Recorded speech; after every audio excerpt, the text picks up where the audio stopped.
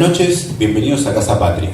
En la jornada de hoy cerraremos el mes de abril con una disertación fundamental para pensar y comprender la posición de Argentina en el tablero geopolítico internacional. Esta noche tendremos el honor de contar con la disertación del contraalmirante Juan Carlos Neves. El orador es veterano de guerra de Malvinas y durante la gesta fue el jefe de armamentos del destructor Araceli. Asimismo, durante su destacada carrera militar fue comandante del ala Intrépida, del ala Almirante Brown y de la segunda división de corbetas en Puerto Belgrano. Por otra parte, debido a sus amplios conocimientos en materia de geopolítica, fue destinado en 1992 por la Armada para cursar el Naval Command College en la Escuela de Guerra Naval de Rhode Island, Estados Unidos. Luego se desempeñó como director de educación naval hasta su retiro en 2002. Posteriormente, ejerció como docente de doctrina de inteligencia en el Instituto de Inteligencia Conjunto de Fuerzas de nuestras Fuerzas Armadas.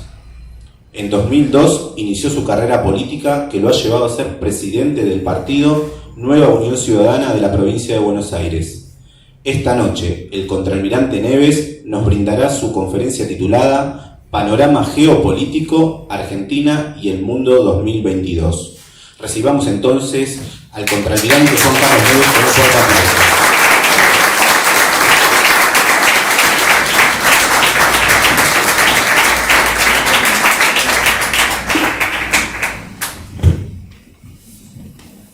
Bueno, voy a decir que me siento sumamente feliz de estar aquí con ustedes. No hay nada que me guste más que empezar una conferencia o lo que sea escuchando las estrofas de nuestro himno nacional, y la verdad que no en todos los lugares puedo disfrutar de ese placer. Cuando empecé a repasar los apuntes, para siempre antes de dar una charla actualizo los números y los datos, y acá ya había dado una hace unos años, bueno, me invadió una pequeña satisfacción y al mismo tiempo una gran preocupación. ¿Por qué fue una satisfacción? Porque muchas de las previsiones, no digo predicciones, sino previsiones que había hecho en su momento respecto de la evolución de las cuestiones geopolíticas se cumplieron, ¿no es cierto? Incluso este conflicto ahora que se produjo entre Rusia y Ucrania no fue imprevisto. Imprevista fue la pandemia, pero no estos conflictos. Pero la preocupación es porque muchas de las prevenciones, sobre todo en las cuestiones vinculadas a nuestro país, siguen siendo las mismas, porque no se hizo nada, y hace muchos años que no se hace nada para cambiar ciertas circunstancias que son sumamente nocivas y sumamente riesgosas. Y así como si el médico le dice a uno que tiene el colesterol alto o que tiene signos incipientes de hígado graso o de lo que sea, si uno no lo atiende con el tiempo se puede hacer mortal. Lo mismo le sucede a una nación cuando va teniendo todo tipo de indicios de que las cosas van mal y sin embargo la dirigencia, los conductores, los líderes no hacen nada al respecto, porque nuestro país tiene un serio problema que es las carencias dirigenciales. ¿Podemos poner la primera? Sí. Este es un planiferio del mundo contemporáneo. Lo primero que quiero mostrarles es una singularidad.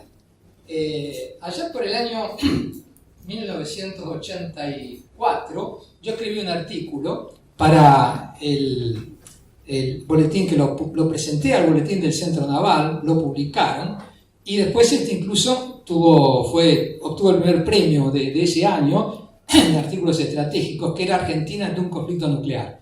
Me acuerdo porque el premio fueron 12 cuotas y con eso compré la cuna de mi primer hijo, y en épocas en que había que trabajar mucho para llegar a cubrir, como siempre en Argentina, las necesidades básicas.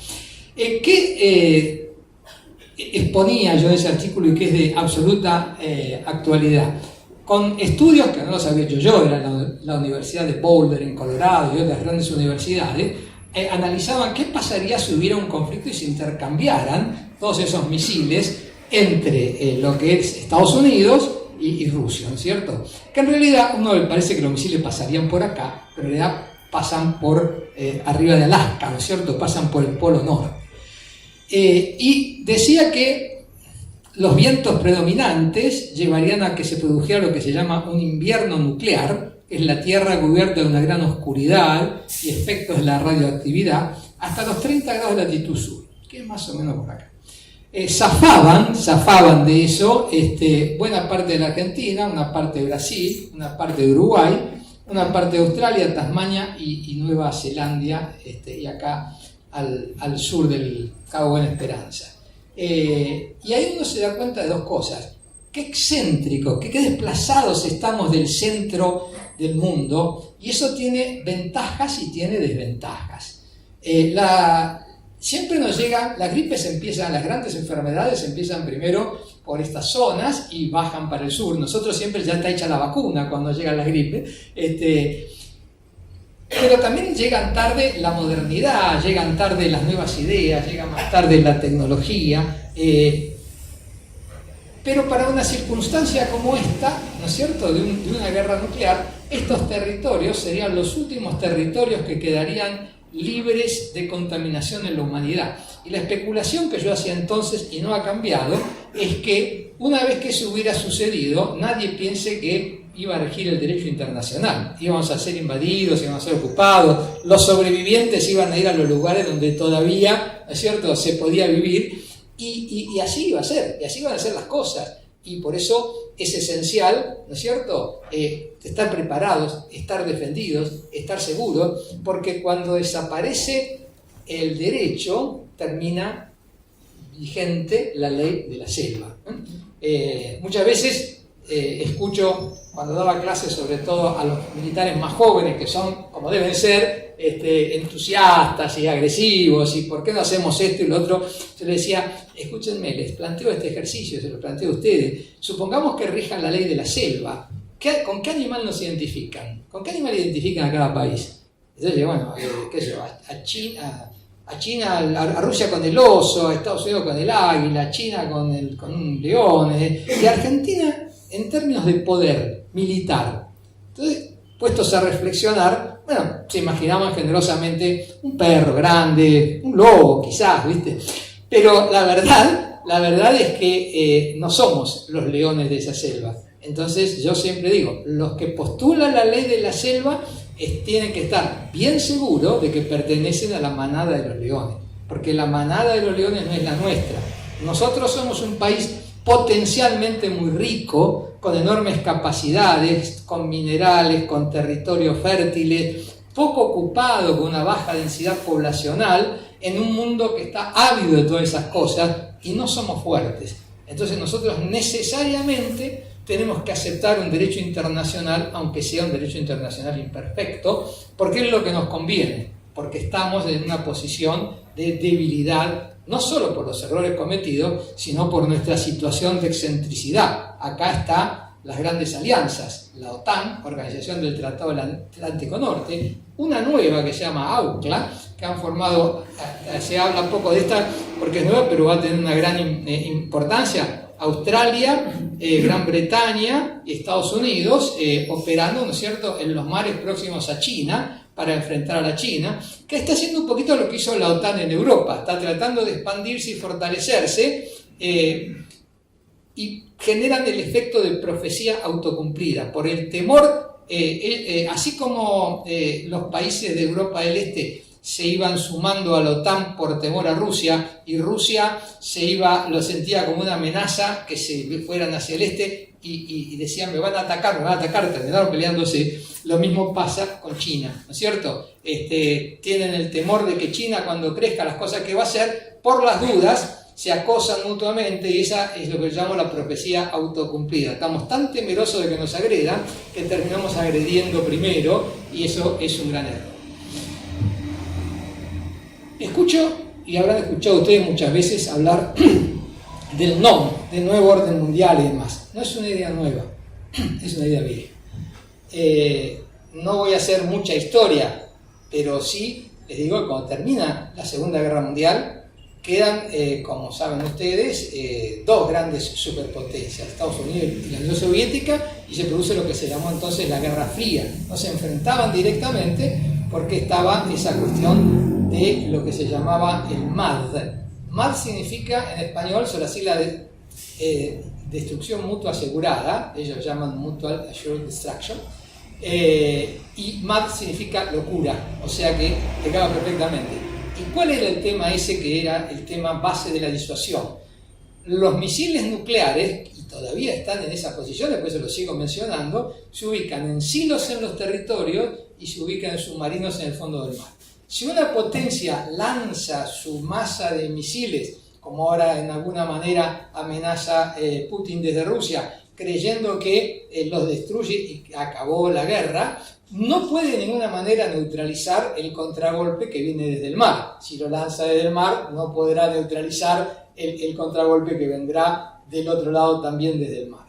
Esa mutua destrucción asegurada hizo que los países no pelearan entre sí, no llegaban a pelear. La Unión Soviética y Estados Unidos, que integraba la OTAN, y peleaban en países periféricos, las guerras eran en países periféricos, y así se llegó a un momento en que colapsó la Unión Soviética porque su sistema económico, su sistema de desarrollo era intrínsecamente malo. En la teoría lo podían discutir, lo podían fundamentar, podían decir que era un sistema idealista, pero en la realidad, privado de incentivos, el ser humano, que tiene necesidades y que tiene intereses, forma parte de su naturaleza, después lo vamos a teorizar un poquito, pero privado de incentivos, el ser humano tiende a rendirse, el ser humano tiende a bajar los brazos y realmente Rusia no producía como para mantener la carrera armamentista que tenía enormes costos, y finalmente por un milagro que los que somos creemos en Dios, se lo atribuimos a Dios, en lugar de terminar en una feroz guerra mundial, sucedió que aparece un señor Gorbachev, las NOS, las perestroika, etcétera, etcétera, y de alguna manera en la Unión Soviética se colapsa, la cuestión simbólica fue la caída del muro de Berlín, y el mundo entra en una nueva era. Y ahí por primera vez se habló del New World Order, el nuevo orden mundial. Era el de George Bush padre. ¿Y en qué consistía ese nuevo orden mundial? En que, como ya no iba a existir en las Naciones Unidas el derecho de veto, todos los conflictos se iban a resolver en el Consejo de Seguridad de las Naciones Unidas y no iba a haber nuevas guerras, ¿no? Una utopía. La primera guerra aparece cuando Irak comete el error de invadir Kuwait y, claro, ahí funciona por primera vez una gran alianza mundial que recupera Kuwait, derrota a Irak. El padre Bush tenía más visión estadista que el hijo, no derroca a Saddam Hussein, simplemente lo expulsan de Kuwait, y parecía que ese orden iba a funcionar. ¿Por qué el orden internacional es un orden imperfecto? Podemos pasar a la siguiente, por favor. Porque en las Naciones Unidas los derechos son asimétricos. ¿Qué quiere decir? En el derecho internacional, en este mundo en el cual vivimos, que podemos decir que es injusto o que no es injusto, pero las cosas primero tenemos que saber cómo son, ¿no es cierto? Porque si no sabemos cómo son, no podemos movernos, no podemos interpretar. En ese derecho internacional los derechos son asimétricos. No es como el derecho, vamos a marcar la diferencia con el derecho nacional. Todos los ciudadanos, por lo menos en teoría, constitucionalmente, son iguales sujetos ante la ley. En el derecho internacional no es así, ¿no? Hay cinco países que en el Consejo de Seguridad de las Naciones Unidas tienen derecho de veto, que fueron las potencias nucleares, las potencias que ganaron la Segunda Guerra Mundial, que fueron Estados Unidos, Rusia, China, Francia e Inglaterra. Primero fue Taiwán, después se asumió la gran China. ¿Alguna vez se han preguntado qué parte de la humanidad, a partir de ese derecho de veto, queda fuera de la decisión de las Naciones Unidas? Yo me lo pregunté. A ver un papelito, fui sumando país por país, territorio por territorio. Los numeritos son el 26% aproximadamente, se lo digo en número, el 26% de la humanidad en número de personas, que son 1982 personas, que son las poblaciones sumadas de esos países, están fuera del orden internacional vigente, y el 27% de los territorios, que son aproximadamente 38.700.000 kilómetros, están afuera de ese orden. ¿Por qué están afuera de ese orden? Porque si los quieren sancionar, como se trata de hacer ahora con Rusia, dicen lo vetan. Estados Unidos usó mucho el veto, Rusia también, y lo usan también para sus aliados. Estados Unidos cuando tiene que defender a Israel, Rusia cuando tiene que defender a Corea del Norte, y así hay muchas naciones que están fuera del derecho internacional. El derecho internacional se aplica primero a países periféricos. La segunda cuestión, en el derecho nacional hay una justicia, un juez que falla bien mal, pero hay un juez. En el derecho internacional no hay una justicia, ni hay una preestablecida, ni hay una constitución. Lo único que no se puede es hacer la guerra. Pero, si uno tiene que ir a un tribunal internacional, tiene que ir con acuerdo de las partes. ¿Bien? Los tratados que rigen para cada país son los tratados que el país firma y aprueba su Congreso. Y entonces la jurisdicción es para aquellos que la aceptan. Por ejemplo, Estados Unidos nunca firmó la ley internacional del mar, aunque genéricamente la cumple, porque hay algunas cláusulas con las que no está de acuerdo, y entonces no la firma y no la cumple. Es así. Y el último punto es, en el derecho nacional hay una fuerza que hace cumplir las sentencias. La policía, ¿no es cierto? Bien, mal, más o menos, pero la policía está y teóricamente está haciendo permanentemente, cuidando el orden y cumpliendo las sentencias. En el derecho internacional, las Naciones Unidas no tienen un poder propio. Cuando quieren actuar, como fue en el caso de Kuwait, tienen que formar una fuerza que se escribe ad hoc, que es decir, hecha para la ocasión. Y naturalmente, tienen que hacerla los que realmente tienen poder, porque los grandes países. No obstante ello, en aquella famosa intervención contra Kuwait, nuestro país, la República Argentina, mandó 4 buques, 2 primero y 2 después. Nos trajo consecuencias, en buena medida, los atentados que produjeron en Argentina, en la Embajada de Israel y en la AMIA. Muchos observadores los atribuyen a nuestra participación en aquel conflicto. Pero sea como fuere, lo cierto es que hasta ese momento había ese orden imperfecto, pero había un orden. Lo que resaltábamos en otras charlas es que se estaban generando condiciones para que aún ese orden imperfecto colapsara. Se mantenían los conflictos, conflictos convencionales, a veces hay conflictos convencionales, con conflictos internos, con y sin participación de terceras potencias. Y decíamos, no crean eso de que la guerra es cosa del pasado. Las guerras son provocadas por la naturaleza del hombre y la lucha de los intereses y las necesidades básicas que se enfrentan. Entonces, las guerras serán del pasado cuando el hombre cambie su naturaleza, pero las guerras son del presente. Y lamentablemente, digo lamentablemente con absoluta sinceridad, porque prefería haberme equivocado, lo que está sucediendo en este momento en Ucrania es mucho más que un conflicto regional, es la ruptura de ese orden internacional aún imperfecto que existían, con consecuencias que rápidamente vamos a enunciar. Cuando tratamos de encontrar los fundamentos, yo he escrito alrededor de eso, pero sería un poco largo, nace de la desconfianza mutua. Los países que estuvieron bajo la órbita soviética querían incorporarse a la OTAN porque de esa manera se sentían más seguros. La OTAN, que había prometido no expandirse hacia el este después de la reunificación de Alemania, aceptó de buen grado esas incorporaciones.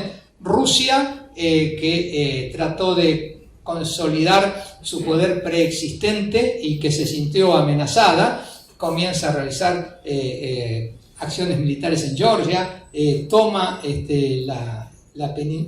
una parte de Ucrania y finalmente pone condiciones para que no entre a la OTAN Ucrania. Hasta ahí estábamos dentro de ese orden imperfecto y precario. En el momento que Rusia invade Ucrania, un país soberano, que todavía no había entrado a la OTAN, ni siquiera había entrado a la Unión Europea, por las dudas, entonces genera lo que se llama una ruptura del derecho internacional y las acciones que realiza ahí son injustificables. Uno puede entender las razones geopolíticas para la acción del presidente Putin, no las puede justificar porque si no tendríamos que aceptar la existencia y la vigencia de la ley del más fuerte, y ya les digo, los que quieren la ley de la selva, asegúrese que pertenecen a la manada de los leones. Desde todo punto de vista, los países, la mayor parte de los países del mundo, incluido Argentina, tienen que defender necesariamente el derecho internacional por su propia necesidad y conveniencia. Esto es una mención de los factores determinantes: democracias débiles incapaces de controlar la violencia y las luchas por el poder y los reclamos sociales. Lo estamos viendo sobre todo en América Latina, pero también en otros sectores del mundo. Hay un crecimiento poblacional explosivo en regiones periféricas y una contracción de la población en las zonas centrales, y una sorprendente contracción de la población en algunos países periféricos que no tienen conciencia de futuro, como Argentina, que ya les doy el dato de que ninguna de las 24 jurisdicciones de la Argentina alcanza el 2,1% de crecimiento, de tasa de crecimiento, como para mantener la cantidad de población. Están todas por debajo, la más baja de todos es la ciudad autónoma de Buenos Aires, así que estamos por debajo de la tasa de crecimiento necesario. Y si no disminuye el número total de población, es por la fuerte inmigración de países vecinos, que es lo mismo que está sucediendo en Europa, con el agravante que en Europa las grandes migraciones son de países musulmanes, y entonces empiezan a generarse choques culturales, choques religiosos y verdaderos problemas sociales que cada vez, como les digo, como no se enfrentan, son como el colesterol que se va acumulando en las venas. Hay una avidez de recursos esenciales y materias primas, hay desequilibrios ecológicos y hay migraciones incontroladas. Todas estas cuestiones están sucediendo en el mundo, van generando condiciones difíciles. Insisto, yo no hago pronósticos, pero la evolución lógica que vamos a tener ahora es: termine como termine el conflicto entre Rusia y Ucrania, el orden mundial establecido hasta ese momento va a cambiar. La desconfianza ya no se puede superar. Los países ya son perfectamente conscientes que el sueño de un mundo sin guerra era un sueño, y eso lleva a que todos busquen armarse, a que las alianzas se fortalezcan, a que aumente la producción para la defensa y a que haya una cuestión de hostilidad entre las distintas partes. Rusia trata de acercarse y unir a su posición a China y a la India. Estados Unidos y sus aliados desconfían de China, desconfiaron siempre de Rusia. China trata de seguir creciendo y llegar a tener el control, de ser un país hegemónico por el crecimiento de su economía y de sus fuerzas armadas, sin necesidad de un conflicto, porque no tienen propensión histórica hacia el conflicto. Pero digamos que los grandes problemas geopolíticos van creciendo enormemente, y insisto, este hecho, acuérdense, este año 2022, lo que hizo el presidente Putin es el comienzo de un nuevo orden mundial, un orden distinto, un orden conflictivo, que ya no es la Unión Soviética, que venía luchando con una utopía que se enfrentaba, no son dos modelos de sociedades, ahora estamos en lo más crudo de la búsqueda del poder hegemónico en defensa de los intereses nacionales de las partes y sus alianzas. Pasemos al siguiente. Hay un sociólogo, Maslow. Este sociólogo habló de una pirámide, la pirámide de las necesidades humanas. En el gráfico siguiente les muestro las pirámides, pero en la base de la pirámide están las necesidades básicas: comida, bebida, sueño, refugio, aire fresco, una temperatura apropiada. Eso lo sabemos todos. Por la carencia de estas cuestiones, los pueblos van a la guerra. Las sociedades se enfrentan entre sí internamente, las partes que no pueden cumplir las necesidades con las que supuestamente están más beneficiadas. Y según Maslow, los pueblos no pasan a pensar a la etapa siguiente hasta que no satisface la anterior. Por eso es una pirámide. La segunda parte viene seguridad, estabilidad, empleo, protección y orden. Una vez que ya tenemos nuestras cosas, entonces que dijimos, bueno, ahora no hay que mantener el statu quo, ahora que haya una ley, que haya derecho de propiedad, ya no quiero el caos, ya no quiero arrebatar, ahora yo también tengo, entonces queremos que haya un sistema. Seguimos subiendo en la pirámide y ya entramos con las cuestiones afectivas, amar, sentirnos queridos y apreciados, afecto, amistad, pertenencia, ahí se constituyen el entramado social, ¿no es cierto?, las organizaciones secundarias. Seguimos subiendo y ya hay una élite que pretende sentirse valorada, pretende sentirse respetada, quiere el prestigio, quiere el estatus, que es normal, y arriba está la autorrealización, hacer lo máximo, lograr el máximo de seres humanos puede hacer, y eso hace que muchas veces incluso nuestros jóvenes se vayan a otros países, como algunos lo sufrimos, buscando el lugar donde puedan desarrollar a pleno sus aptitudes o lo que ellos quisieron, que quieren y desean construir. ¿Pero qué significa esto? Significa que las necesidades son muy grandes, y dicen los economistas, ¿no es cierto?, que las necesidades siempre terminan siendo insatisfechas porque es mucho más lo que se requiere que lo que hay para repartir. Pasemos a la siguiente. ¿Por qué las necesidades son siempre crecientes? Porque hay un fenómeno que es demográfico. Más allá de la forma espuria y que rechazamos profundamente, que muchas veces diseñan desde centros de poder o de las mismas Naciones Unidas, que lo pretenden solucionar con el aborto, que lo pretenden solucionar fomentando la homosexualidad. Lo cierto es que la demografía es contundentemente el gran motor de los cambios de la humanidad. Si tuviéramos una población estable, de alguna manera el mundo se podría acomodar, pero siempre crece. Además, fíjense, en el año 1800 había una población de 1.000 millones aproximadamente. Es decir, tardamos desde las viejas y primeras civilizaciones, en el Tigris y el Éufrates, que leíamos en los libros de historia, tardamos hasta llegar al año 1800, llegar a los 1.000 millones. En el 1900 ya eran 1.650 millones y ahí se produce el tremendo salto. En el año 2000 la población ya era de 6.000 millones. ¿Qué pasó entre el año 1900 y 2000? A pesar de que hubo 2 guerras mundiales, con millones de muertos, ¿qué pasó? Hubo 3 factores predominantes. Uno es la aparición de los antibióticos. Antes la gente se moría de cualquier herida porque desconocía la forma de curarse.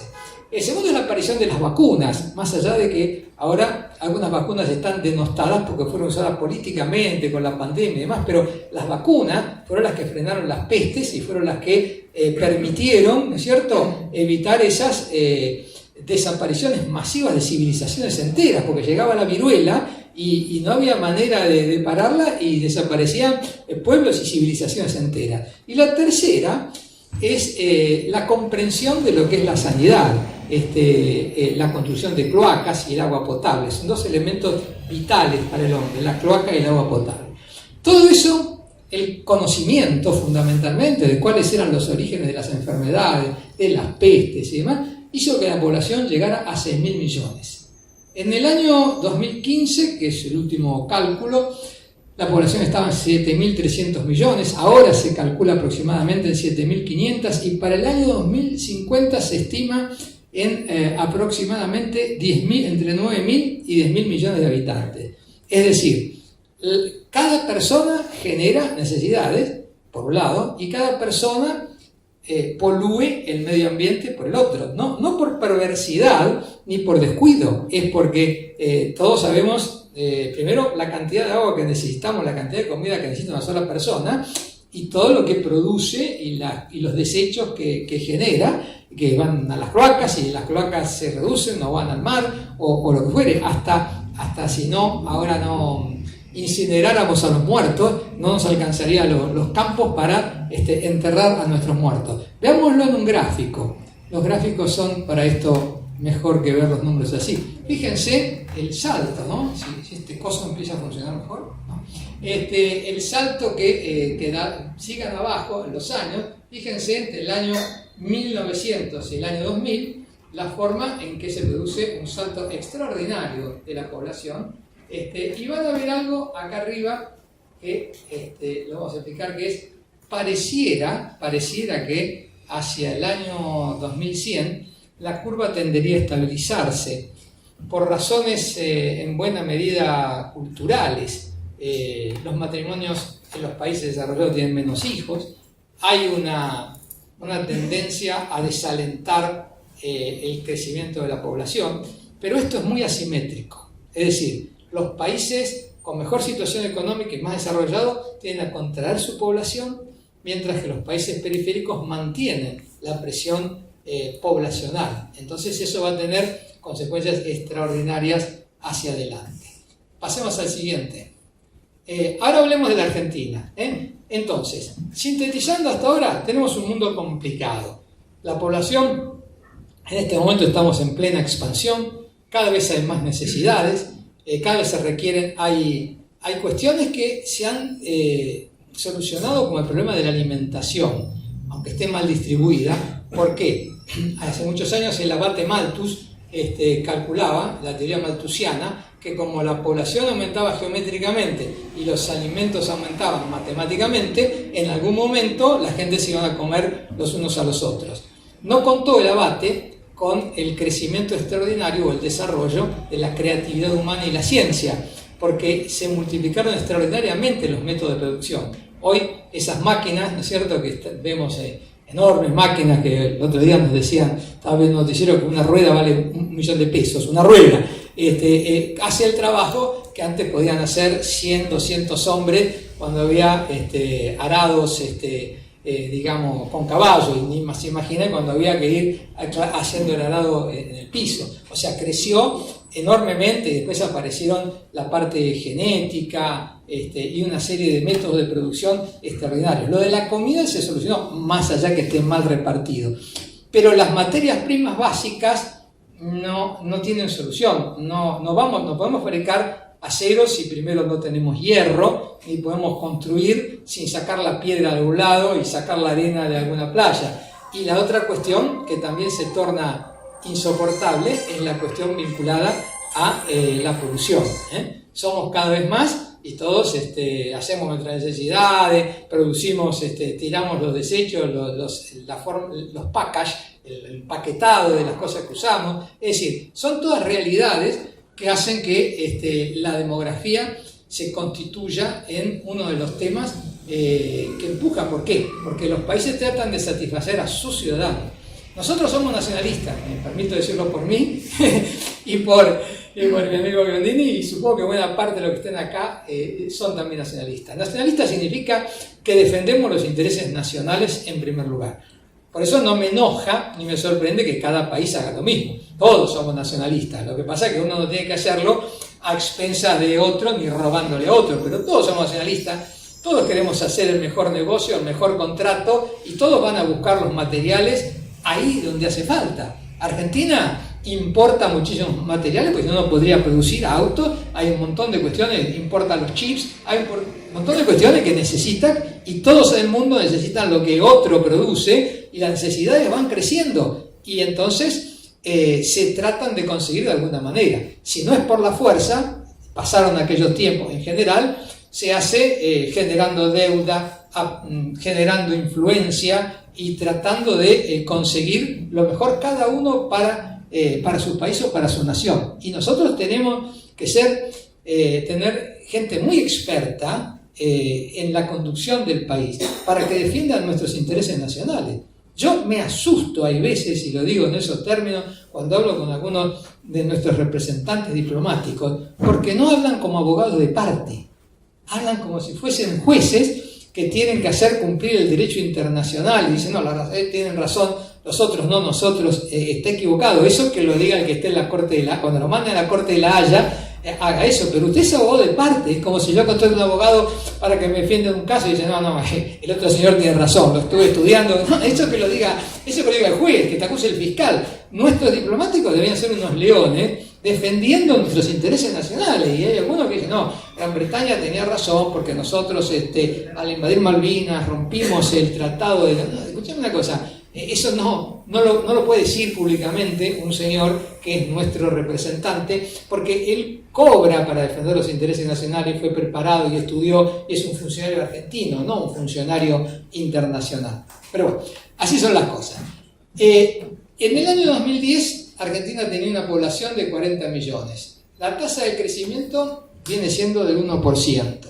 En el año 2020, en el censo que no se hizo por la pandemia, por lo menos había una excusa, había un estimado de 45 millones. Ahora vamos a conocer la realidad cuando se haga el próximo censo, si no nos miente. La densidad poblacional, que dividir la cantidad de kilómetros cuadrados que tiene el país por la cantidad de habitantes, es de 16 habitantes por kilómetro cuadrado. Que a lo mejor no les dice mucho, como número es mucho, es poco, pero en el gráfico siguiente hacemos una rápida comparación. En el año 2019, que es antes de la pandemia, uno de los últimos datos puros que tenemos, hubo 700.000 nacimientos, 300.409 defunciones.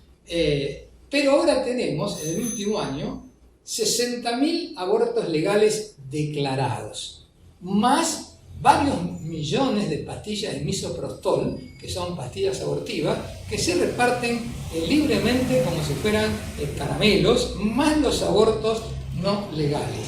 Antes de la pandemia, antes de la ley que legalizó el aborto, para asustarnos, decían que Argentina hacía 450.000 abortos clandestinos por año, que era un horror porque superaba el saldo entre los nacimientos y las defunciones. Ahora que tenemos los números, sabemos que sigue siendo un horror que 60.000 niñas y niños hayan sido muertos en el vientre materno legalmente, entre comillas. ¿Y por qué digo niñas y niñas? Y lo recalco y lo pronuncio y lo digo especialmente, porque muchas veces dicen, bueno, para defender los derechos de las mujeres, y yo digo, y las 30.000 niñas, porque acá los números estos salen bastante ronditos, nacen generalmente el mismo número de niños que de mujeres en los grandes números.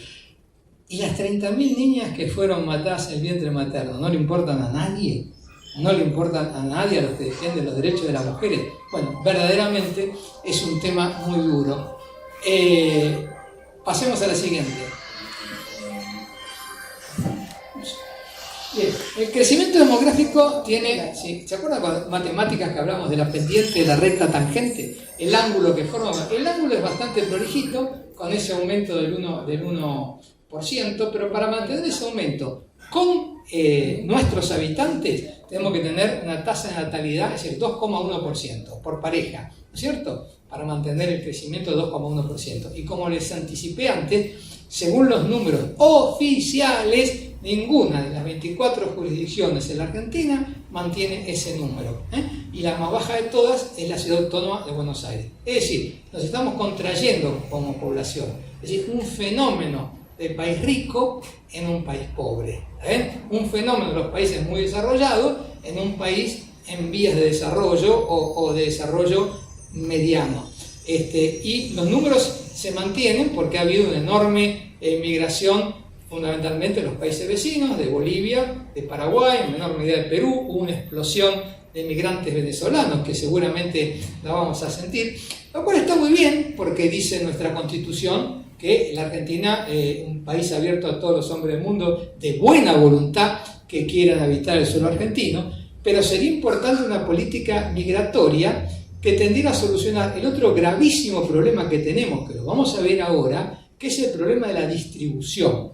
Porque cuando vinieron mis abuelos, unos de Italia y otros de Portugal, en la Argentina había una política migratoria y le decían, usted es agricultor, hay unas tierras preciosas allá en Misiones, o algunos, me acuerdo que los galeses, cuando uno va a Madrid se encuentra con los galeses que fueron para el sur, había una política de ir a ocupar los espacios vacíos según las habilidades. En este momento lo que hacen las grandes masas de extranjeros que llegan al país, sobre todo los países vecinos, es instalarse en el conurbano, aprovechando las políticas digamos de subsidios y generando verdaderamente una presión extraordinaria desde el punto de vista de concentración demográfica en los territorios más próximos a la capital. Cambiémoslo esto y veamos. La superficie terrestre de Argentina es de 2.780.000 kilómetros cuadrados. Si cuando recuperemos Malvinas y si nuestras pretensiones antárticas logramos concretarlas, habrá 3.748.000 kilómetros cuadrados. Les aclaro que eso, por esa población, estamos en el 8º lugar en el mundo, y si recuperáramos Antártida, mejor dicho, recuperáramos Malvinas y nuestras pretensiones antárticas se concretaran, seríamos el 7º país en el mundo, superaríamos a la India. El 33% de esa población está en el Gran Buenos Aires, el 33%. Buenos Aires, más Córdoba, más Santa Fe, más la ciudad autónoma de Buenos Aires, suman el 60% de los habitantes en el 22% del territorio. Y el 92% de esa población es población urbana. Es tremendo la falla de distribución. Es uno de nuestros enormes problemas, porque no hay viso de solucionarlo. Simplemente se van agravando y se van agravando. Véanlo en un mapa que he preparado para ustedes. Las zonas negras y rojas son las zonas tienen la mayor densidad de población. Están todas en la provincia de Buenos Aires, están todas en Córdoba, Santa Fe.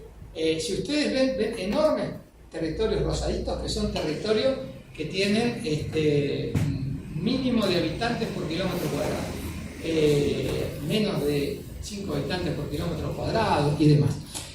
Y lo que es más chocante es que gran parte de esos territorios son fértiles, porque hay países que tienen la población mal distribuida porque son o grandes desiertos o zonas heladas. Pero fíjense, todas las zonas oscuras básicamente están en esta parte. Y el resto de la Argentina es un gran territorio que se llama despoblado, ¿cierto? Está definido como territorio básicamente y despoblado. Y como los vacíos tienden a llenarse, esos territorios son apetecibles, ¿no es cierto? En la Patagonia nos han dicho muchísimas veces que se iba a instalar el nuevo Estado de Israel, que ahora están los mapuches, después vienen. Muchas de esas cuestiones responden a un poco criterios un tanto exaltados, pero la verdad es que un territorio de esta naturaleza, mal defendido y enormemente abierto, es un gran riesgo para el país. Y la cuestión de los mapuches y de los llamados pueblos originarios, que no son originarios ni son nativos del territorio, además, pero que realmente están realizando esos reclamos, porque reclaman secesionarse. No es que reclamen ser ciudadanos argentinos y disponer de nuestros mismos derechos, lo que quieren es una secesión, y lo dicen. O sea, están cayendo en lo que la Constitución llama delito de secesión, y sin embargo, por razones eminentemente políticas, no solo no se toman medidas, sino que muchas veces hay funcionarios públicos y organizaciones públicas que los alientan, los defienden, los protegen y los cubren, que es una actitud que sería suicida, si la viéramos, o que es suicida, si la vemos desde el punto de vista más amplio, pero que demuestra la mezquindad de la defensa de intereses sectoriales o políticos por sobre el interés común, que es lo que un funcionario debería tener esencialmente como bandera. Sigamos un poquito más. Esto es una idea cuando hablemos de la densidad poblacional. Argentina está acá, 16 habitantes por kilómetros cuadrados. Hay países que tienen menos, como Canadá, pero tienen enormes territorios que son absolutamente inhabitables. Esto es en Europa: España 94, Italia 205, Francia 122, Gran Bretaña 275, los Países Bajos, que son Holanda y Bélgica, 511, Alemania 237. Vemos que aquí hay una concentración poblacional mucho más grande. Pero repito, estos países están perdiendo población y la están reemplazando con inmigración de Asia y África. Estas son las zonas más densamente pobladas. Japón, 347 habitantes. Singapur, 7.953 habitantes por kilómetro cuadrado. China, 118, tiene mucha gente, pero es muy grande. India tiene 455. Rusia es un país con una bajísima densidad poblacional, pero también tiene enormes desiertos, ¿no es cierto?, como la Siberia y demás, que son inhabitables. Uganda, el Líbano, tiene 669 por kilómetros cuadrados. Nosotros tenemos algo que nos protege a pesar de nuestra indefensión. Toda la América del Sur tiene baja densidad, lo cual es bueno porque si tuviéramos un centro, un lugar como Singapur cerca, tendríamos olas masivas inmigratorias. Argentina tiene 16 habitantes, el único que tiene más bajo es Bolivia con 10, después Chile 25, Colombia 45, Paraguay 18, Perú 25, Uruguay 20, Venezuela 33, Brasil 25. Eso es una de las cuestiones que contribuyen a que no haya grandes conflictos en nuestra región. ¿Por qué? Porque evidentemente no existe una necesidad o carencias que obliguen a ir al estado vecino. Los que van migrando de un país a otro es porque les da mayores ventajas puntualmente, pero no hay una presión migratoria como la de estos países que tienen evidentemente enorme cantidad de ciudadanos. Europa Central, promedio 93, Asia Meridional, que es la más alta, 380, América Latina y el Caribe 32, América del Norte 20, Oriente Medio y Norte de África 40. ¿Por qué es importante esto desde el punto de vista geopolítico? Porque la geopolítica, ¿qué significa la geopolítica? Es la influencia que tiene la geografía sobre la política, dentro de la geografía en toda su amplitud. Yo les decía, el motor del mundo es el crecimiento demográfico porque requiere cada vez mayor cantidad de elementos básicos, agua, alimentos, metales, y a su vez, cuanto mayor cantidad de habitantes tiene una región, mayor es la presión que genera. Y el crecimiento, insisto, es asimétrico porque algunos países, por ejemplo en África, la cantidad de hijos le asegura sustento a la familia a lo largo del tiempo, y hay otros países donde la religiosidad, como pasa con los países musulmanes, no tienen, los lleva a tener todos los hijos que Dios le puede dar, también pasa en buena parte o en alguna parte de los sectores católicos. Esos son sectores que tienen mayor crecimiento por encima de la media. Las Naciones Unidas evidentemente están empeñadas en disminuir la natalidad, insisto, los métodos son espurios, no es ni la cultura ni la educación, sino el promover el aborto, promover la homosexualidad, lo cual son la peor forma de afectar el crecimiento. Y Argentina, y acá viene el tema, independientemente de las cuestiones internacionales, tiene que tener la sensatez de desarrollar políticas propias en esto, con muchas otras cosas. El nuestro es un país semivacío, y ser semivacío es una gran debilidad, y es una gran vulnerabilidad. Estamos todos concentrados en un espacio muy pequeño, y hay enormes territorios vacíos. Entonces Argentina debe promover una política de crecimiento poblacional, una política de redistribución de la población y una política migratoria que ponga límites a la instalación de los migrantes en la zona de mayor concentración, que es la zona donde hay menos trabajo, donde hay mayor polución, donde hay mayor delito y donde hay mayores carencias de vivienda y de medios para satisfacer las necesidades básicas. Ya estamos terminando. Argentina bicontinental y sus vecinos. Yo les voy ahora, después de hacer una reflexión general, voy a dedicar los últimos minutos a mostrarles cuatro fotos del tema malvinero, pero ya no visto desde el punto de vista del combate, de la guerra y eso que ya hicimos la vez anterior, sino desde el punto de vista geopolítico. Pero acá se puede ver lo siguiente. ¿Ven este espacio que nosotros reclamamos de la Antártida? Al oeste, esto es un dato no muy conocido, el punto desde el cual se proyecta ese arco es Calafate. Calafate, es más al oeste.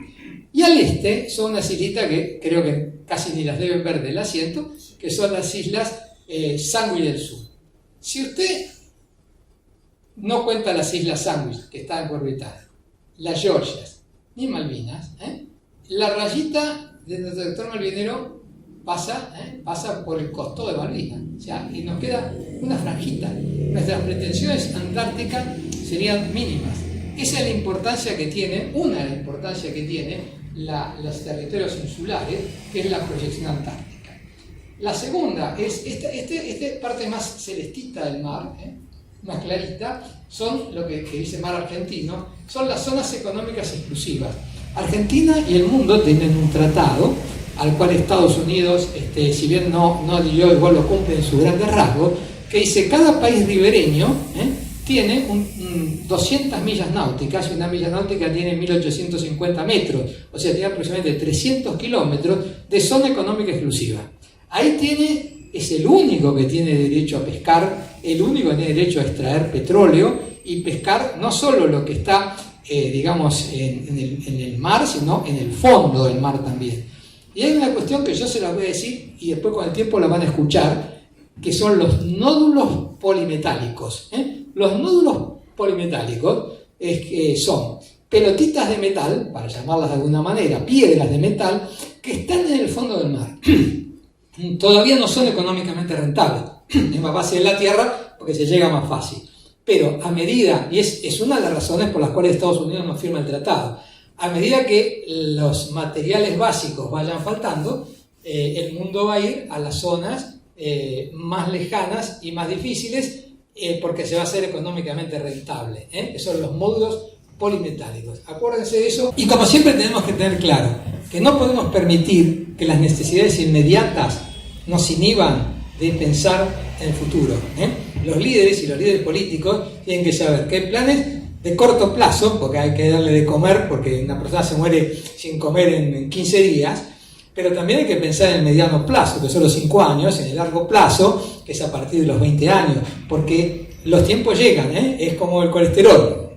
Mi papá le decía, no fume, don Antonio, que se le van a tapar las arterias, y hasta un día se le taparon las arterias, y entonces se murió, y pasaron muchos años, y en el transcurso, siempre preocupados por lo inmediato, pero estas cuestiones de mediano y largo plazo son las cuestiones que finalmente terminan siendo los grandes problemas irresueltos. Entonces, un poquito de conocimientos generales, hay unas líneas de bases rectas, se trazan rayitas rectas entre los puntos más salientes de la costa, a partir de ahí se cuentan 12 millas, que son aproximadamente 20 kilómetros, y dice mar territorial, es como si fuera la Argentina eso, ahí se cobra derecho de aduana, no pueden entrar barcos de otros países sin permiso y demás. Entre las 12 y los 200 es lo que se llama zona económica exclusiva. Y entre los 200, los países que tienen la posibilidad de llegar hasta los 350 millas de la costa, porque baja, ¿no es cierto? Porque baja antes de encontrarse con el talud, como Argentina, ahí tenemos derecho sobre lo que está en el fondo. En el fondo. Ahora vamos a ver de qué forma nos afecta la cuestión Malvinas en el tema de las zonas económicas exclusivas. Pero antes vamos a ver dos rápidos síntesis. ¿Cuáles son los conflictos en marcha? La ocupación de Malvinas por Gran Bretaña.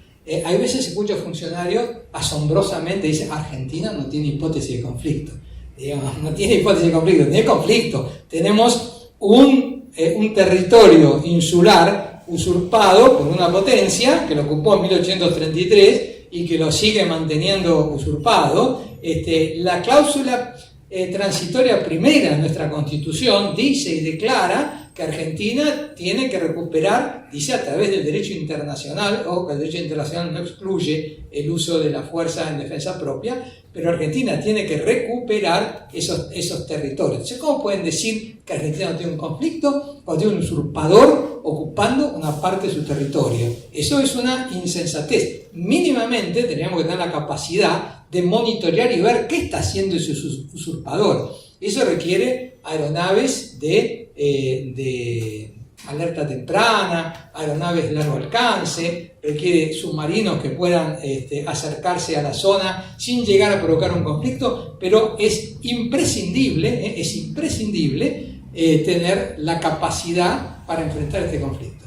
Reclamo de soberanía de grupos étnicos. No es un tema menor lo que pasa en la Patagonia con los pseudo mapuches, que en realidad vinieron desde Chile. Los que estamos mínimamente informados sabemos la historia, sabemos que vinieron, se instalaron, echaron a nuestros tehuelches, los araucanos se instalaron allí, que en Chile en este momento están ya en la fase armada del conflicto, en Argentina todavía está en la fase de terrorismo, que sería como una escala menor de un enfrentamiento frontal, y que la indiferencia de nuestros gobernantes hace que el problema se vaya agravando sistemáticamente. Y por último, un tema no menor, pérdida de control en zonas en que el Estado está ausente.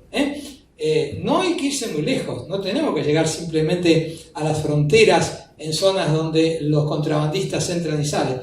Hay zonas en el conurbano de Villa que la policía no entra. Para entrar tiene que montar un operativo y tiene que entrar, digamos, como si fuese un ejército de ocupación. Hay zonas, los que vivimos en la provincia de Buenos Aires, y además caminamos un poco las villas y demás, por cuestiones políticas, y entramos y sabemos que hay zonas donde el poder no lo tiene el gobierno, ni lo tiene la policía, lo tiene el señor, el narcotraficante, que es el que da trabajo, el que distribuye los bienes, el que aplica la justicia.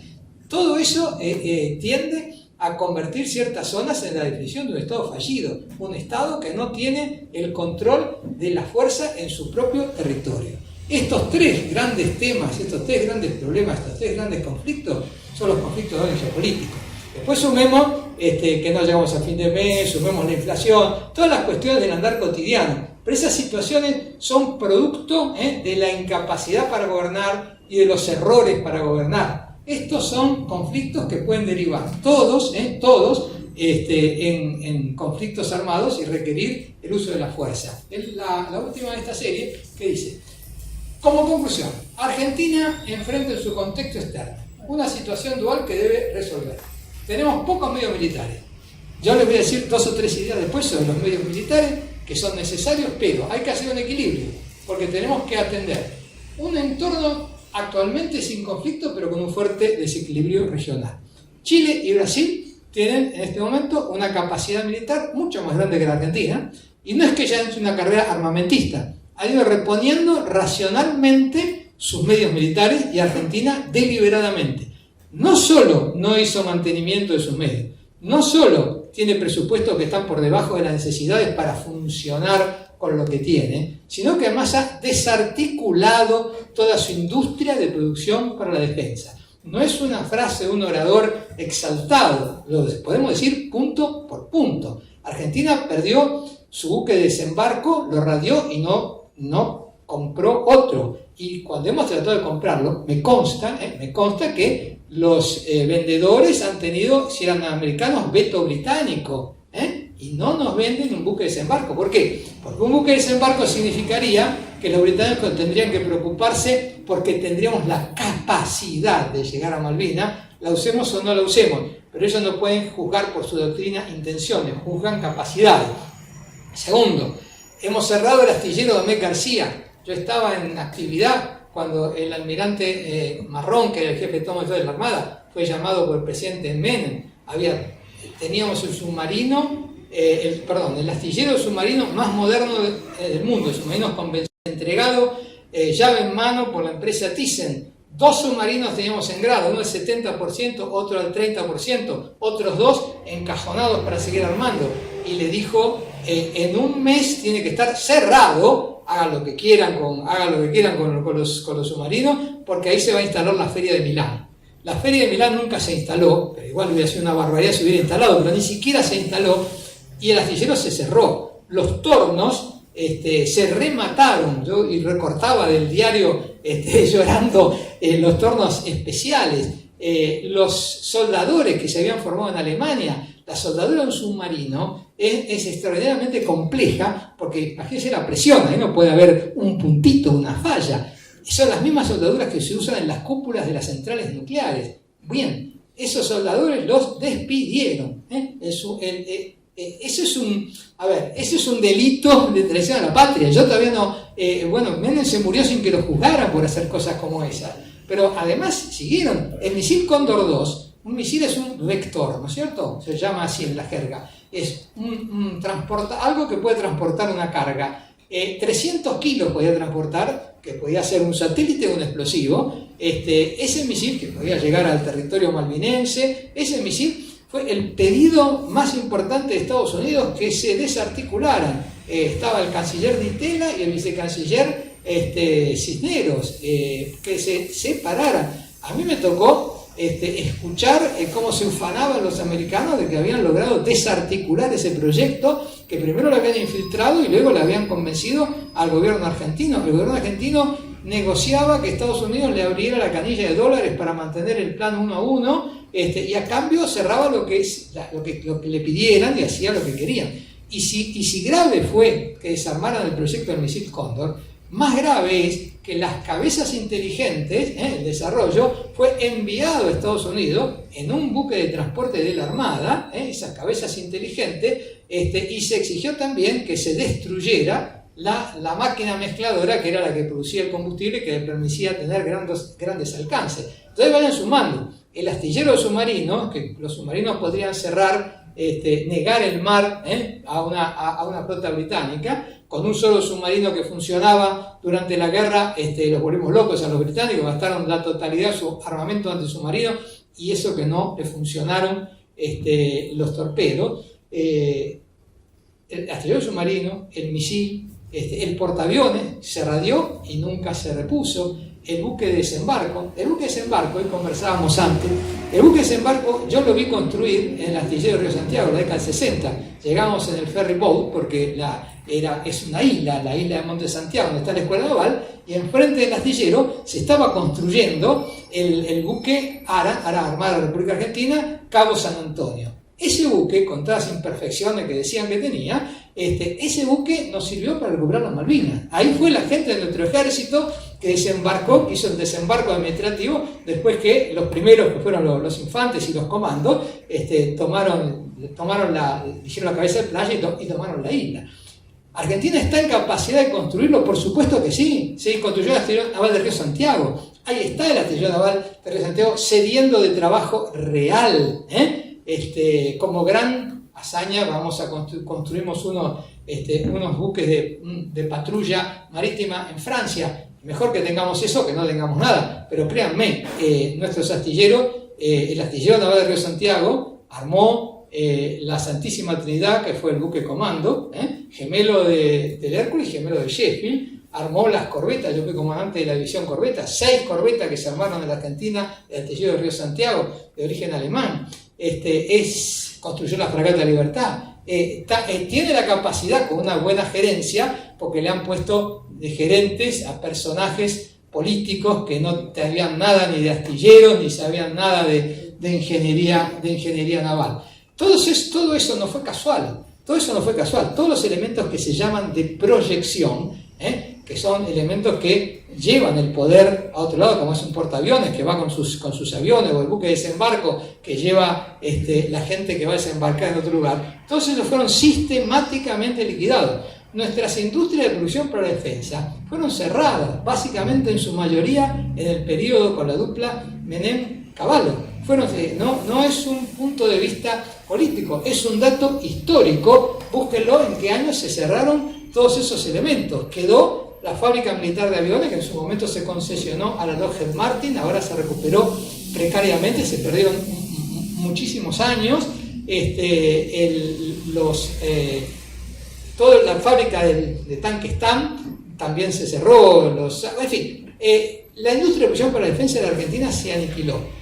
Me preguntaban qué habría que hacer en la Argentina para ir recuperando capacidades si lográramos que hubiera un gobierno sensato. Bueno, primero tendríamos que asignar fondos suficientes al presupuesto para poner en valor, como se dice ahora, o poner en servicio, decimos nosotros los militares, todo el material que en este momento es un riesgo tripular o volar. Segundo, tendríamos que recuperar la industria de producción para la defensa, con otro modelo, quizás un modelo mixto cívico-militar de industria, para poder producir lo que estamos en capacidad de producir. Y a la hora de comprar, tenemos que comprar o producir, empezar por un buque de desembarco, porque eso es lo que le genera, desde el punto de vista estratégico, le genera a los británicos. Costo y riesgo. Son las dos únicas cuestiones que los llevarían a sentarse a una mesa de negociación. Necesitamos aviones de largo alcance y de ataque para la Fuerza Aérea, que son imprescindibles, y si yo pudiera, Argentina firmó un tratado de no proliferación misilística, a pesar de que no tiene misiles, pero bueno, sería un tratado, si es necesario, denunciar y tratar de construir misiles, porque si tenemos la tecnología, esos no son armas que estén comprendidas en los tratados internacionales de no proliferación nuclear. Lo de no proliferación misilística es un invento que se hizo para que los países como los nuestros no tengan una capacidad de defensa moderna. El presidente, y esta anécdota la cuento y es cortita, el presidente de la Comisión Nacional Aeroespacial, el doctor Conrado Baroto, brillante científico muy poco conocido, cuando estábamos desarrollando un proyecto conjunto que tomábamos señales del satélite Nahuel para venir el embancamiento de la ría en Bahía Blanca. Yo era director de la escuela de oficiales, Escuela Politécnica Naval, que no se confunda con la Río Santiago, es donde se adquieren las capacitaciones. Me mostraba todo lo que estaban produciendo, asombroso, me llenaba de orgullo y me decía: capitán, ¿sabe cuáles son las cosas que no podemos producir en Argentina? Dígamelo usted, doctor. Las que nos venden, las que nos venden, porque nosotros tenemos la masa crítica de científicos para construir cualquier cosa. Pero, claro, si te la venden, es decir, no voy a perder el tiempo ni gastar lo que cuesta un desarrollo, entonces directamente lo compramos. Y muchas veces empezamos los desarrollos y cuando estamos cerca, evidentemente nos vigilan y nos controlan, entonces vienen, nos ofrecen, ustedes querían cámaras infrarrojas para poner el satélite. Bueno, se las liberamos, porque ya las estamos desarrollando. Lo más notable, me decía, y eso lo puedo entender, todos ustedes saben lo que es un GPS. ¿De dónde saca el GPS los datos para que ustedes sepan dónde están parados? Toma estrellas, que son puntos fijos, en realidad estamos moviendo, pero a la distancia son como puntos fijos, entonces toman los ángulos y estamos aquí. Entonces, Argentina le pedía el GPS para poner en los vectores para poder llevar un satélite. Y le vendían unos GPS que tenían un interruptor por altura y un interruptor por velocidad, para que no se pudiera usar para un misil y se pudiera usar para llegar al espacio. Entonces dijeron: ¿qué hacemos? Dijo: ¿tenemos matemáticos? Tenemos matemáticos. ¿Tenemos las estrellas? Arriba, son de todo. Bueno, hagamos los cálculos, desarrollemos un sistema de posicionamiento y se acabó. Y desarrollamos un sistema de posicionamiento. La cámara infrarroja fueron al Compumundo de la esquina, compraron una y a partir de allí desarrollaron una cámara infrarroja. Me decía...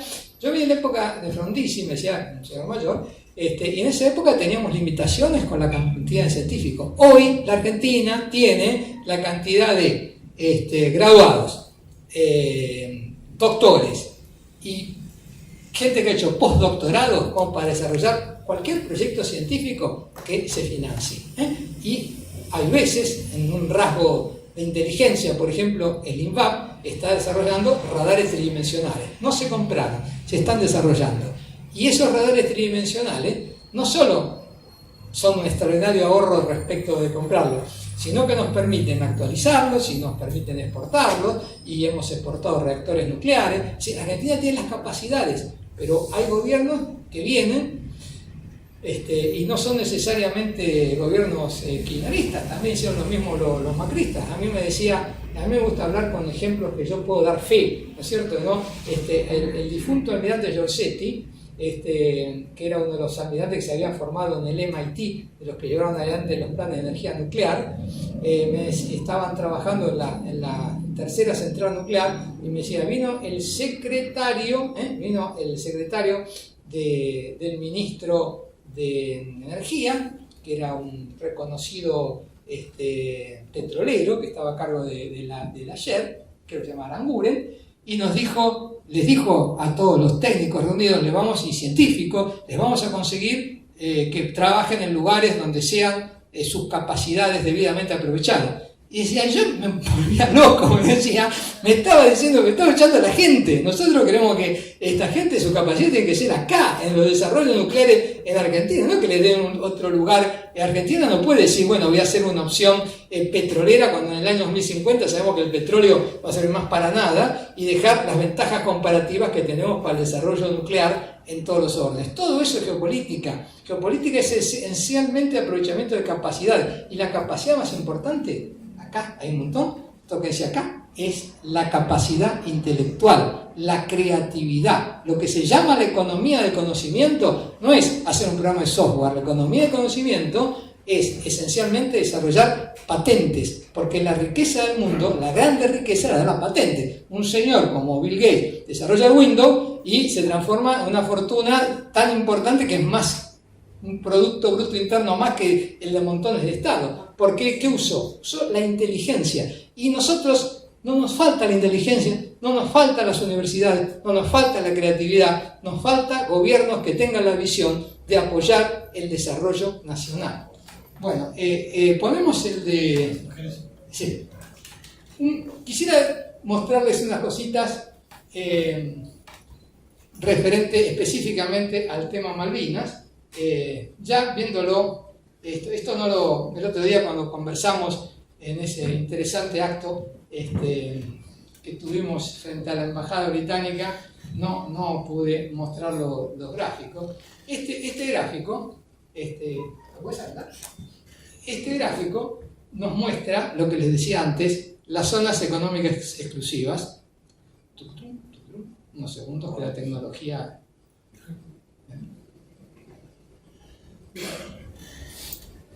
Si no, quedamos más chiquitos, pero es para que veamos un poquito más. Bien, ahí está. Esas zonas celestes son lo que se llama las zonas económicas exclusivas, hasta las 200 millas náuticas. Ustedes fíjense, y el azul es hasta las 350. Ustedes fíjense, todo esto es lo que nos roba la presencia británica, y esto es lo que nosotros aspiramos, que es sobre la Antártida. Pero sobre el continente, todos esos son zonas que están explotando los británicos. Nuestra zona económica exclusiva se reduce extraordinariamente fuera de, si quitamos los territorios de Malvinas y del Atlántico Sur. Ahora, ¿qué significa Malvinas? Pongamos la segunda. Malvinas, ustedes ven acá, este es un mapa de las instalaciones militares de los Estados miembros de la Unión Europea. Este mapa no lo hice yo, créanme, es de la Unión Europea.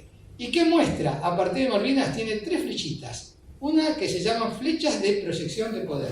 Una apunta hacia las Islas Georgia Sandwich, otra apunta a la Antártida, otra apunta al continente argentino. Es decir, los estados de la Unión Europea consideran los territorios del ultramar. De paso, fíjense todas las banderitas francesas e inglesas, que son todas las colonias que todavía existen en el mundo. Gran Bretaña se ve que tiene más colonias.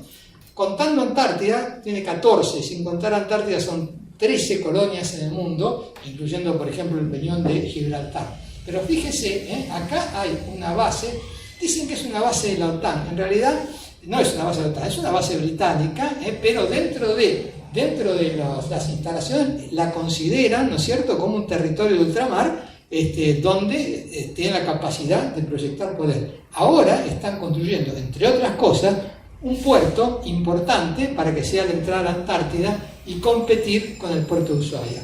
Vamos a la tercera. Esto también es británico, tampoco lo sé yo, los títulos por eso están en inglés. Esto es donde se están realizando explotaciones petrolíferas. Este es un poquito viejo, pero el siguiente es absolutamente actualizado. Estas son las zonas son 5, 4, 2, 1. La 1 donde está la empresa Argos. La 2 es Rockhopper, que es una empresa que ha realizado mucha prospección ahí y que se unió con la Falkland Oil and Gas Corporation y crearon lo que se llama un merge, que es una fusión de empresas y crearon una nueva empresa. ¿Cuál es el problema por el cual todavía no lo están explotando masivamente? Aprecien que hay 60.000 millones de barriles, que lo llaman la nueva Kuwait. Pero ¿cuál es el problema? Se necesita mucho dinero para hacer esto.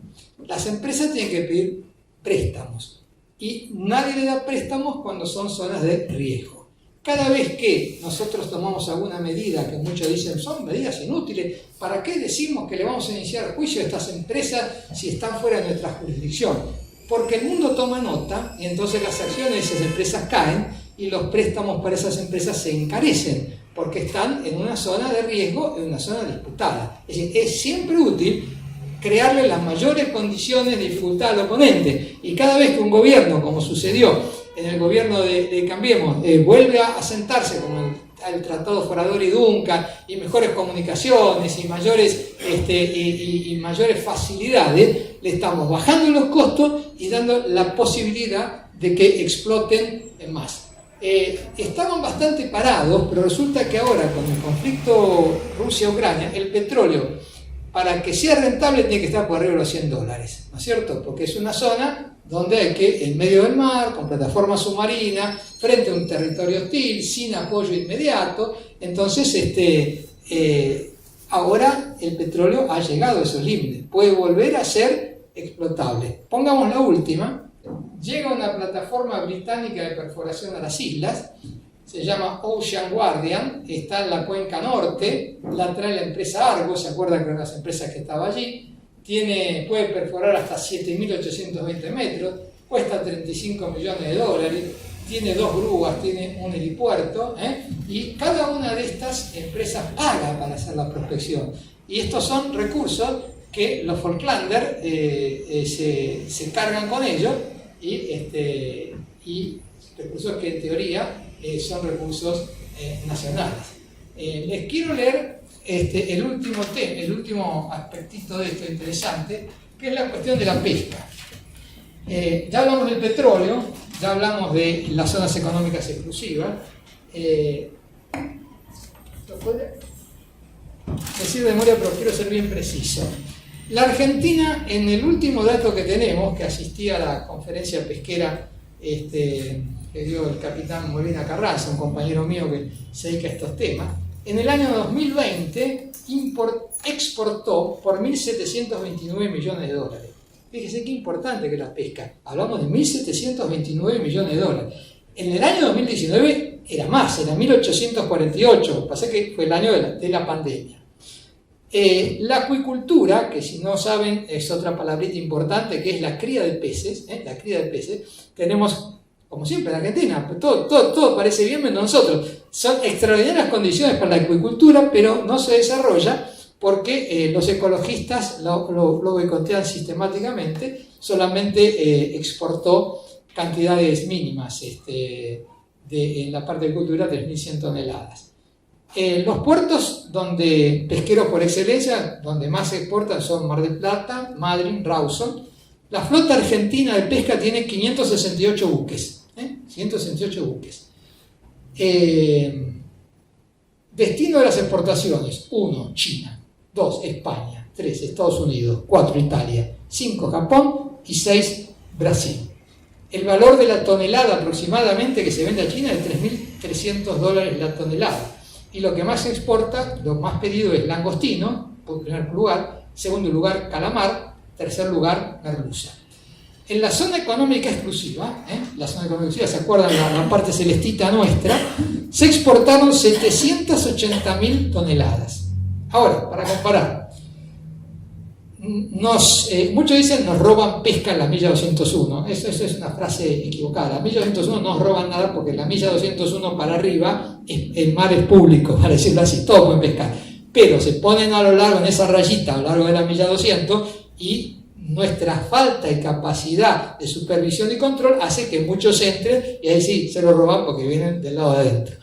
Pero además de la milla 201, que no sabemos cuánto se lleva, en Malvinas, en el año 2020, se pescaron 62.000 toneladas de calamar ilex, 60.000 de calamar loligo y 43.000 de merluza. El destino, el mayor comprador de los malvineros es España. Muy amigos no son. Los buques. Hay 16 barcos españoles que pescan con bandera de Malvinas. Pero yo digo, no los culpo, defienden sus intereses. El pescado es muy bueno y les resulta barato. O sea que el problema es que nosotros no logramos imponer nuestras condiciones. 75 taiwaneses y 29 de Corea del Sur. Son 119, si no me falló la matemática. Sorprendentemente, o no tan sorprendentemente, contra lo que se cree, no hay barcos de bandera china pescando en la zona de Malvinas. ¿Está bien? Seguramente por las razones geopolíticas que enfrentan a China con Gran Bretaña.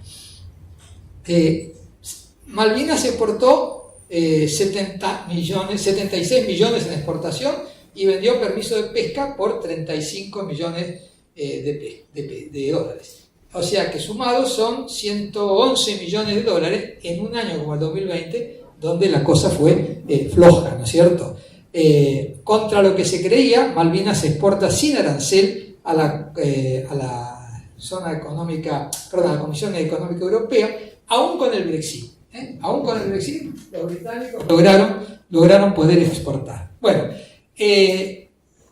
si nosotros queremos tener una oportunidad de sentar a los británicos en la mesa de negociación, será única y exclusivamente, esto se lo digo el otro día, como cuando hablamos de Malvinas no hay partido, asistí a una larga conferencia que dio el secretario Carmona, y la conclusión es siempre la misma: costo más riesgo, porque dice, hay que recuperarlas diplomáticamente, claro, pero si yo digo a los británicos, sentémonos a discutir, porque las Naciones Unidas dice que tenemos que discutir el tema de la soberanía, y los tipos dicen, no me siento. No me siento.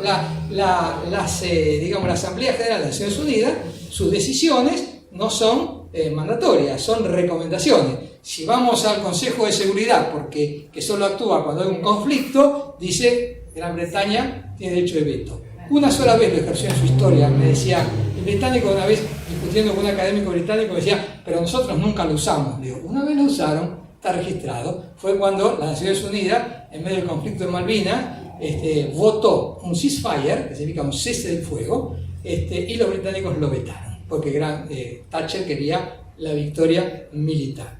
Por suerte, porque teníamos que hacer para eso muchas concesiones que creo que eran peor de cómo quedamos, porque la victoria militar, recuerden, porque hay muchos, no voy a usar un término despectivo, hay muchos ignorantes que dicen, bueno, pero perdimos la guerra. No, escúchame, la victoria en el campo de batalla no da derechos desde el punto de vista del derecho internacional. Lo único que da derecho es la firma de los tratados hechos por las autoridades políticas.